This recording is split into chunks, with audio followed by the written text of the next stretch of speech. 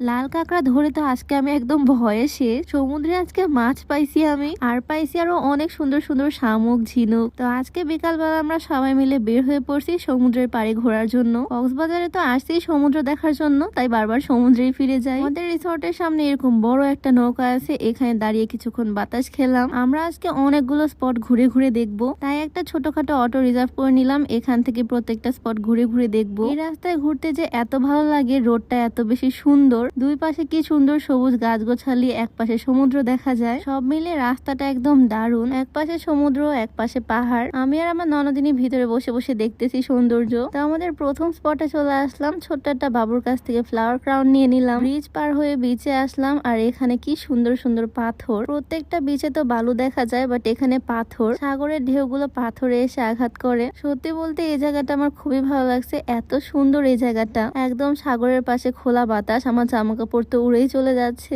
এই জায়গাতে যদিও কিছু মানুষ ছিল, বাট এরপরে যে জায়গাগুলোতে যাব সেগুলো একদম ফাঁকা, নিরিবিলি। তবে এখানকার সৌন্দর্যটা পাথরের জন্য আরো বেশি বেড়ে গেছে। আমার পছন্দের ড্রেস পরে আজকে আসছি এরকম সুন্দর জায়গাগুলো ঘুরে ঘুরে দেখতে। সত্যি বলতে এত বেশি ভাল লাগতেছে এইরকম খোলা বাতাস, এইরকম পরিবেশ। এই সুন্দর জায়গাগুলোতে ঘুরতে আসলে বোঝা যায় আসলে আল্লাহর সৃষ্টি কতটা সুন্দর। এই জায়গাতে আমরা বেশ কিছুক্ষণ টাইম স্পেন্ড করলাম। আর আজকে আমার পরা ড্রেসটা আসলে কিন্তু অনেক সুন্দর, তাই না? এইটা একটা 3 পিস, যেটা ফুল স্টিচ থাকবে। কম্বিনেশনটা মারাত্মক সুন্দর, আমার কাছে খুবই ভালো লাগছে এই ড্রেসটা। নিচেরটা সারারা টাইপের, ওড়নাটাও একদম ম্যাচিং, চারপাশে লেস করা। ড্রেসটাও খুবই সুন্দর, অফ হোয়াইট কালার, হাতাটাও গর্জিয়াস। সব মিলে কোনো অকেশনে পরার জন্য একদম পারফেক্ট। এই সুন্দর ড্রেসটা আমি নিয়েছি fashion fusion BD Facebook page থেকে। এগুলো অরিজিনাল ইন্ডিয়ান ইম্পোর্টেড ড্রেস, তোমরা চাইলে নিতে পারো। তাদের পেজটা আমার ডেসক্রিপশনে মেনশন করে দেওয়া থাকবে। এইদিকে পানিতে ড্রেস ভিজে যাবে জন্য সে ধরে ধরে নিয়ে যাচ্ছে, যাতে ড্রেসে কাদাবালি না লাগে। একটু পরে যখন জোয়ার আসবে তখন আরো বেশি পানি উঠে যাবে। তো কিছুক্ষণের মধ্যে এই জায়গাটা ঘোরা শেষ করে আবারও কাঠের ব্রিজ দিয়ে চলে আসলাম আমরা অটোর মধ্যে। এখন আমরা যাব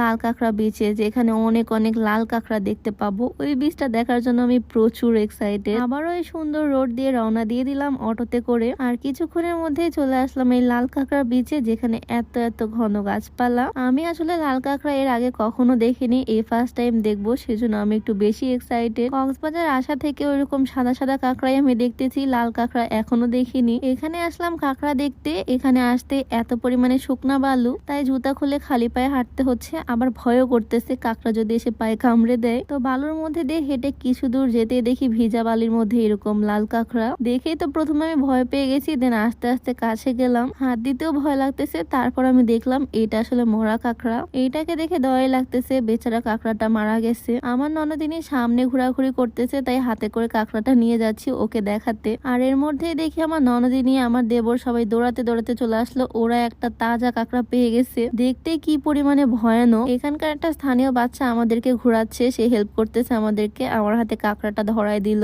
ওদের দুই পাশে দুইটা এরকম দাঁড় আছে, এগুলো দিয়ে কামড় দেয়, মানে চিমটি দেয় আর কি। ওকে ধরে রাখলে হয়তো কষ্ট পাবে, তাই ছেড়ে দিলাম। আর ছেড়ে দেওয়ার সাথেই দেখো এক দৌড় দিয়ে সাগরে চলে গেছে। যাই হোক, কাঁকড়াদেরকে ডিস্টার্ব না করি। আমি বসে বসে শামুক খুঁড়তেছিলাম, তার মধ্যে দেখি একটা মাছ এখানে পড়ে আছে। সামুদ্রিক কোন একটা মাছ হবে, বাট এই ছোট্ট মাছটা মারা গেছে। আর এই বিচে এত সুন্দর সুন্দর শামুক, ঝিনুক, একদম বালু লেগে আছে, তাই আমি হালকা করে ধুয়ে নিলাম। খুবই সুন্দর, এগুলোকে আমি বাসায় নিয়ে যাব। ওখানকার বাচ্চারাও আমাদেরকে এই ঝিনুক শামুক গুলো খুঁটে খুঁটে দিচ্ছে। আমরা সবাই মিলে অনেকগুলো কালেক্ট করছি, সবগুলো বাসায় নিয়ে যাব।